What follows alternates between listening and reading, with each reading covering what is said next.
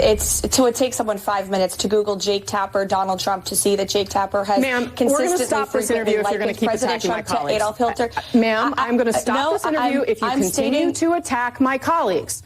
I would like to talk about Joe Biden and Donald Trump, who you work for. Yes. If you are here to speak on his behalf, I am willing to have this conversation.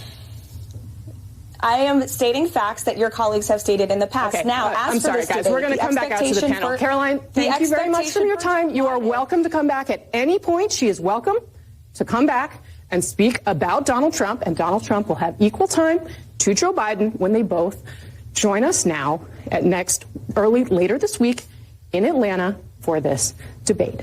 All right, so CNN defended Tapper and Bash in a statement saying, quote, Jake Tapper and Dana Bash are well-respected veteran journalists who have covered politics for more than 5 decades combined. They've got extensive experience moderating major political debates, including CNN's primary debate this cycle. There are no two people better equipped to co-moderate a substantial fact-based discussion, and we look forward to that debate on June 27th in Atlanta. For more on that, let's welcome in Trump 2024 National Press Secretary Karoline Leavitt. Karoline, I don't know if I'm your first interview of the day today, but we will not be cutting off your microphones. We will not be cutting this interview short. How are you 24 hours after that debacle yesterday?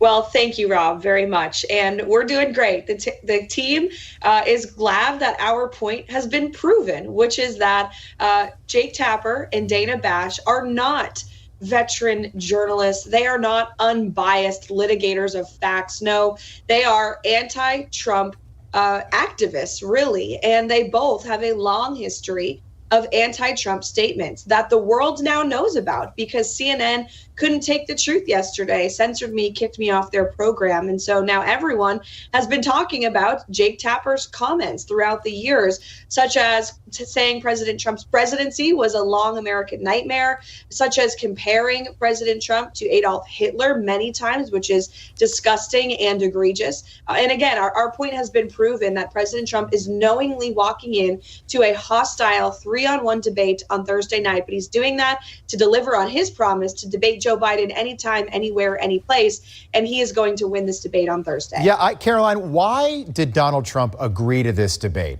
You know, if you're not happy with Jake Tapper and Dana Bash, and trust me, I get that, and I said this a month ago when everything was being negotiated, but why would the Trump team agree to this if a couple days before the debate you're going to start kind of complaining about it?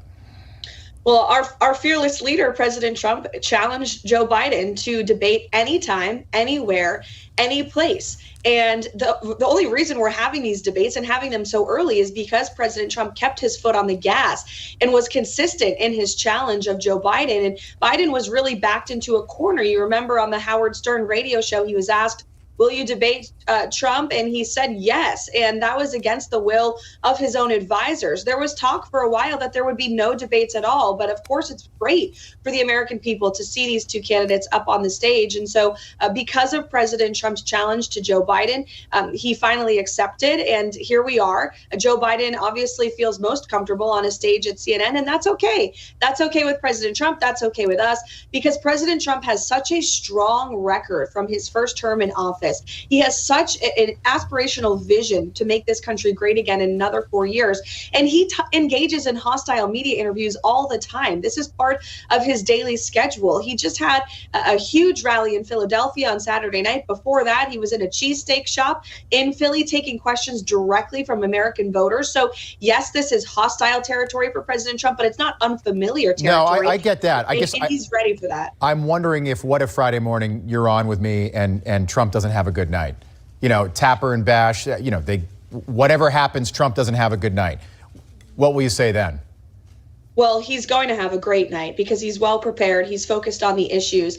And this debate, no matter what, is going to serve as an opportunity for the American people to see their two choices on the ballot on November 5th. They can look at an incompetent commander-in-chief in Joe Biden, who has allowed a border invasion, who has hiked up the cost of everything from groceries to rent to gas, who has created war around this world because of his weak foreign policy.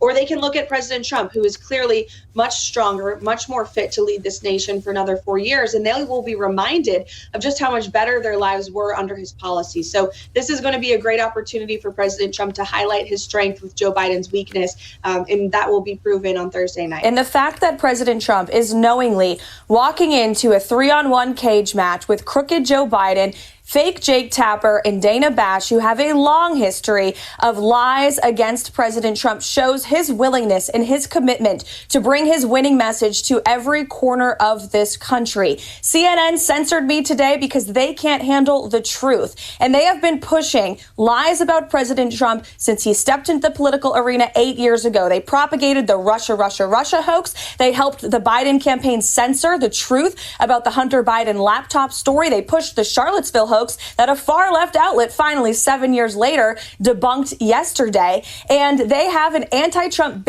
bias that is at the core of their organization. And we should not expect anything less from them at Thursday night's debate. But again, President Trump knows that, but he is still willing to step into the arena to fight back, to bring his winning message. In this debate, regardless of it being 3-on-1, is going to be a great opportunity for President Trump to highlight his strength, his willingness to fight for the American people with Joe Biden's weakness and his incompetent, terrible policies that are failing this country, and CNN has largely refused to cover over the last 3.5 years.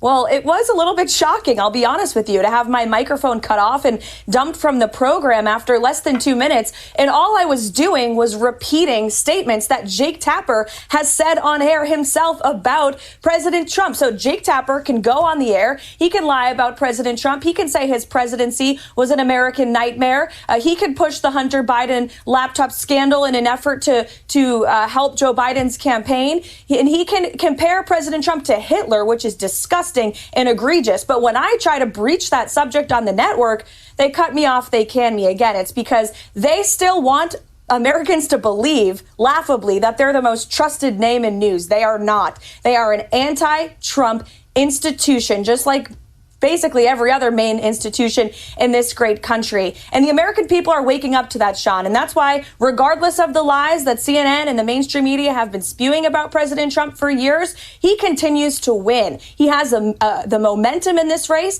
Recent Emerson College poll shows him winning in every battleground state. He's winning with independents. He's picking up a historic margin of the black vote. He's winning with Hispanics. He's winning with women. He's winning with young people, because all Americans realize that the Democrat Party is corrupt. They've been lying about him for years, and people remember just how much better their lives were under his leadership. And Thursday is going to be a great reminder of that.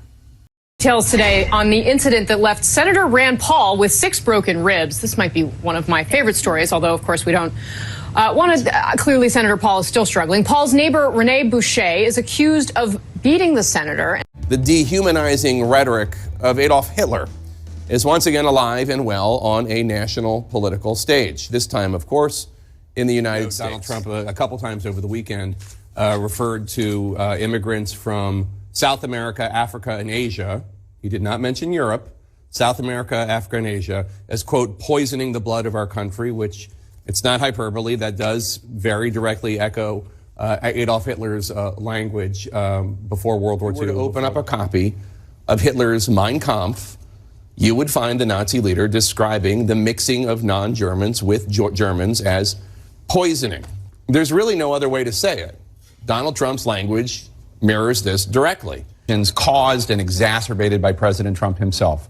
It's been a time of several significant and utterly avoidable failures, most tragically, of course, the unwillingness to respect facts and science and do everything that can be done to save lives during a pandemic. It has been a time where truth and fact were treated with disdain. It is a time of cruelty where official inhumanity, such as child separation, became the official shameful policy of the United States. But now the Trump presidency is coming to an end. To an end. With so many squandered opportunities and ruined potential, but also an era of just plain meanness. It must be said, to paraphrase President Ford, for tens of millions of our fellow Americans, their long national nightmare is over. Yeah. There's a lot for President Biden to tout. Americans don't seem to be giving him the credit. Why is that, and what does he have to do to turn that around? He certainly met the moment they wanted him to be a fighter. And boy, fight did he deliver. Trump's claim about Biden orchestrating the trial is baseless. Allegations with absolutely no evidence that he was making against President Biden, that he is behind all of the prosecutions. There's no evidence that Joe Biden was involved. There's no evidence, absolutely no evidence, that Biden himself was involved. Donald Trump is now the presumptive Republican nominee for president. U.S. intelligence agencies are reportedly preparing to share classified briefings with him. Should Donald Trump receive intelligence briefings? Congressman Brian Mast, a Republican from Florida, who lost his legs, by the way, fighting for democracy abroad, although I don't know about his commitment to it here in the United States. And we are waiting for former President Trump to make his first formal remarks. We're not carrying his remarks live because, frankly, he says a lot of things that are not true and sometimes potentially dangerous. That was the worst debate I have ever seen. In fact, it wasn't even a debate. It was a disgrace, primarily because of President Trump lying, maliciously attacking the son of the vice president. You just took the words out of my mouth. You used some high-minded language. I'm just going to say it like it is. That was a shit show. The president does not think he's going to win this election, and he wants to bring the rest of us down with him. Trump, the nationalist, the president of the United States, is tonight embracing the controversial term nationalist. It's a term he used twice just today within a matter of 2 hours. Call me a nationalist if you'd like. Call him a nationalist if you'd like. It's a broad term with many definitions, but most politicians in this country avoid using it because it's a word loaded with the baggage of bigotry. European nationalist parties with anti-immigrant and anti-Semitic rhetoric today. White nationalists in the U.S., which is really just a polite name for white supremacists and white separatists, racists. But when asked this afternoon by CNN's Jim Acosta about theories out there that the president's embracing this term as a dog whistle because of possible racist or xenophobic insinuations, President Trump said he was surprised to hear that. I've never even heard that. I cannot imagine that. You mean I say I'm a nationalist? No, I never heard that theory about being a nationalist. I've heard them all. But I'm somebody that loves our country. I'm proud of our country. And I am a nationalist. It's a word that hasn't been used too much. Some people use it, but I'm very proud. I think it should be brought back. Now, the president went on to try to explain that he was using the term to convey his love of country, his desire for fair trade deals, and the need for American allies to pay their fair share when it comes to their own defense. But here's the thing. When the president first used the term last night in Texas, he acknowledged that some folks might find the term offensive. He said, quote, "We're not supposed to use that word." You know, they have a word. It sort of became old-fashioned. It's called a nationalist. And I say, really, we're not supposed to use that word. You know what I am? I'm a nationalist, okay? I'm a nationalist. The president's embrace of the term comes not only with the baggage of the word, but the baggage of the president. For instance, his current campaign attacks on the migrant caravan and made up accusations that, quote, unknown Middle Easterners are in that caravan.